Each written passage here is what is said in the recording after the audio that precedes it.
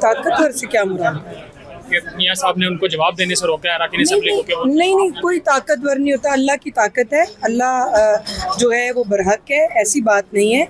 लेकिन मैं ये समझती हूँ कि जो हुकूमती मामलात हैं और ये चीज़ें ज़ुबान ज़देआम होनी ही नहीं चाहिए। हर शख्स को हक हासिल है कि वो तनकीद करे, वो सिस्टम के अंदर होने वाली कोई पेचीदगियाँ हैं, कोई कमियाँ हैं, उसमें बात करे। लेकिन इसका ये मतलब नहीं है कि उनकी बात को सियाक़ो सबाक़ से हटकर जो है वो पेश किया जाए, और हर शख्स को आज़ादी राय है कि वो अपनी राय जो है वो करे। वज़ीर आज़म 18 घंटे भी काम कर लें तो मईशत नहीं बेहतर होने वाली। ये उनकी राय है ना, ये उनकी राय वज़ीर है। आज़म साहब उनके जवाब तलब कर सकते हैं, उनके वज़ीर हैं।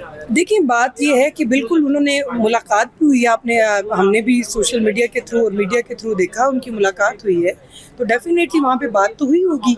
और दूसरी बात ये है कि जो मैं समझती हूँ कि हमारी जमात जो है उसका एक वतीरा है, और नवाज शरीफ साहब की जो सियासत है वो तहज़ीब, शगुफ्तगी, शाइस्ती, अदब जो है उस पे मबनी है। वो अपने दुश्मन को भी आप करके बुलाते हैं, और ये महाज़ राई में आखिर किसी बड़े ने तो आके आपको कहना था ना, तो वो बड़े नवाज शरीफ और पीएम साहब हैं, उन्होंने कहा कि ये बात मुनासिब नहीं है, और अगर किसी कैबिनेट मेंबर को कोई किसी चीज़ के ऊपर एतराज़ है तो वो कैबिनेट मीटिंग में बात करें।